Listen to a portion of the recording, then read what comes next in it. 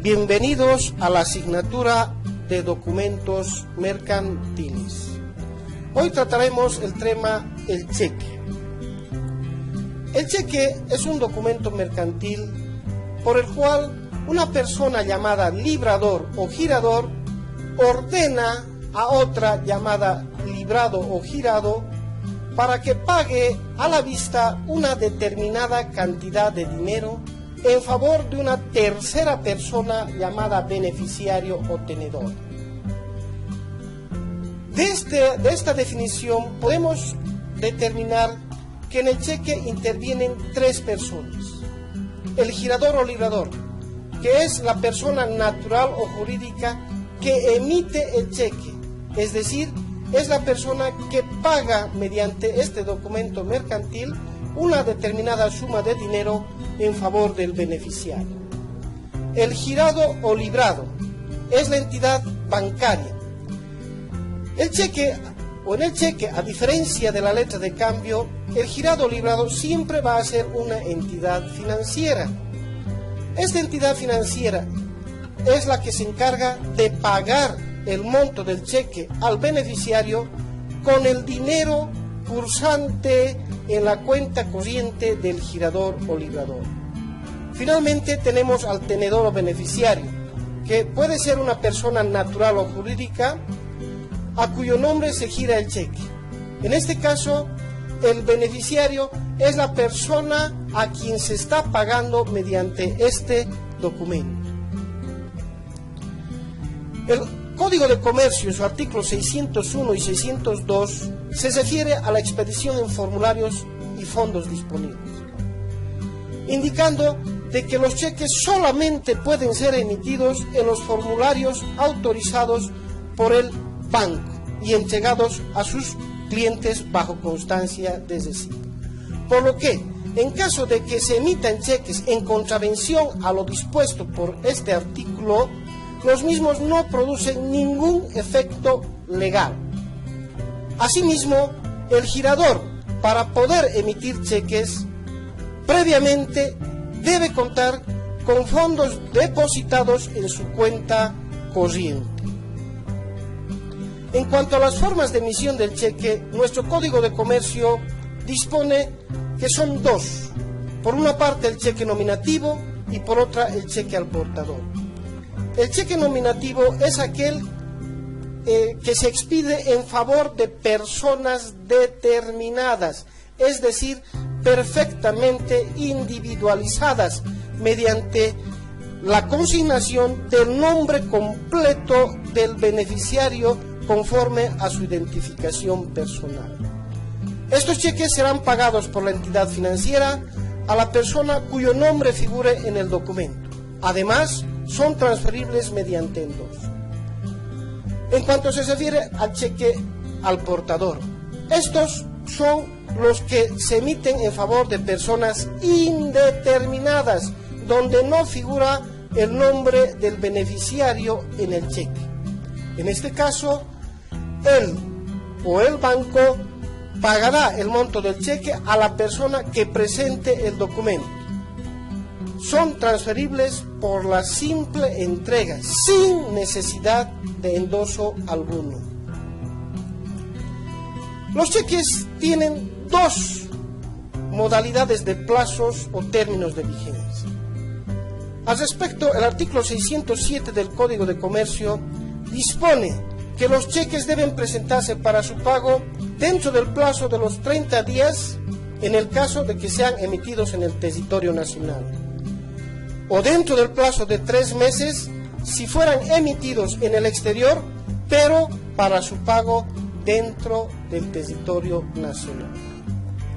Si el beneficiario no cobra dentro de los plazos establecidos en el artículo 607, para el cobro de este cheque vencido necesita que se revalide, que consiste en dar una nueva vigencia al cheque.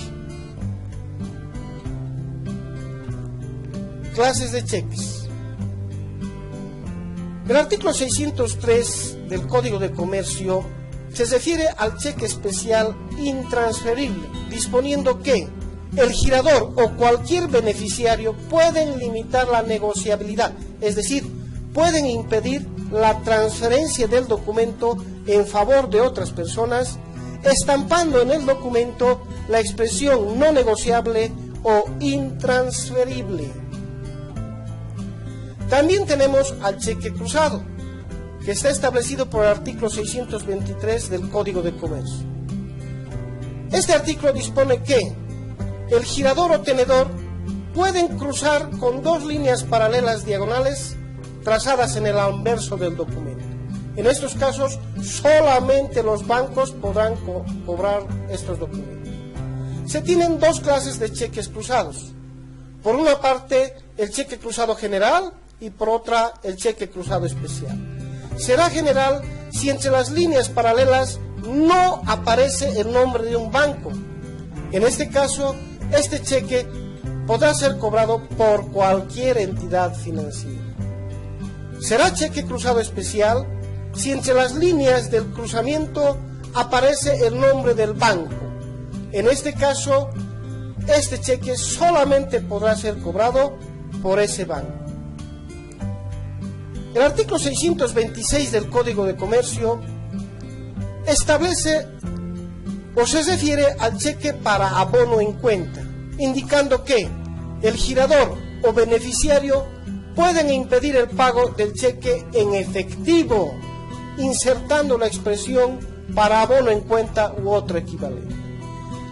En este caso, el banco solo abonará el importe del cheque en la cuenta corriente que tenga o abra el tenedor.